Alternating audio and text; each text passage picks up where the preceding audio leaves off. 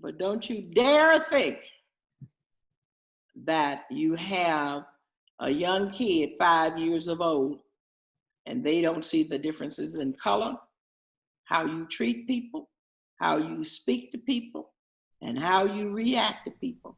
Let's face it, children are not as oblivious as we might perceive. They're smart, perceptive, and observant. We're living in historical times where it is vital that we raise them with the awareness of what is happening in the world. I believe that parents who are not Black parents need to discuss with their children, in some cases, things that they don't know themselves. History. I always go back to history. There's a lot of history in our country that has not been taught to schools, to students, or to even to parents.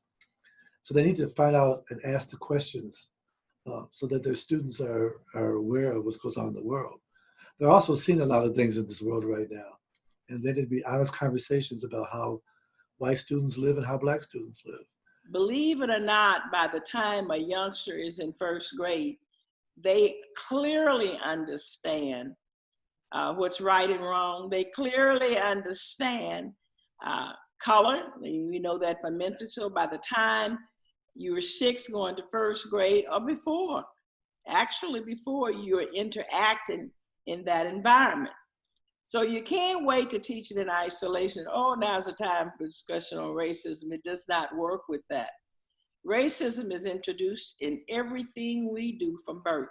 I think that for children, talking in dialogue, and sometimes compassionate dialogue or arguing, is a really important way for them to come to understand something that's pretty critical, particularly if it's very different from what they knew before, right? So you're changing their conceptual understanding of a whole area of study.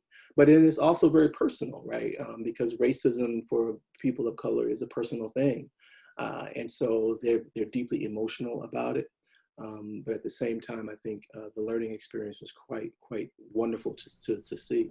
These discussions matter because there are people still alive who lived through the Jim Crow era. I happen to have gone to segregated schools from grades 1 through 5. And so I know all about the Jim Crow era.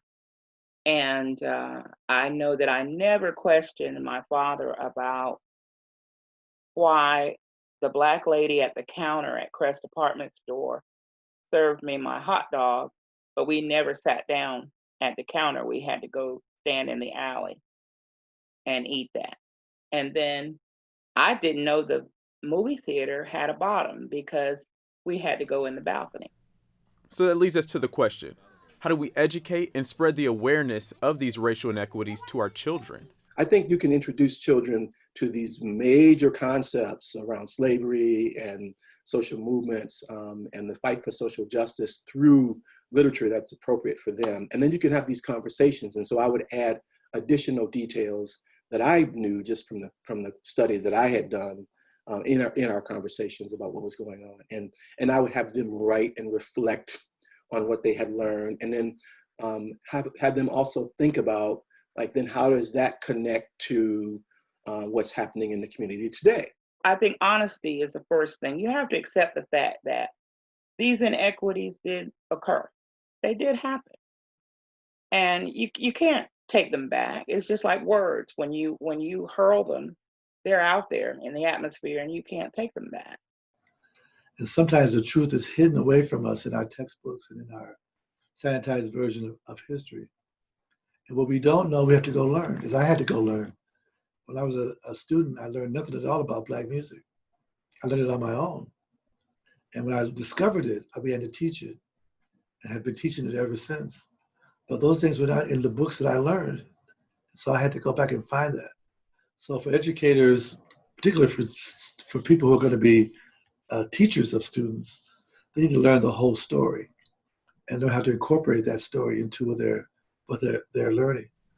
And then that brings another question. How do educators address racism in the classroom?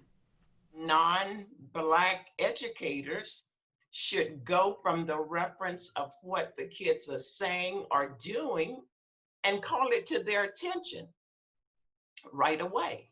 There's so many stories now that are being told about how Black children have been treated over the years, or the Black race in particular.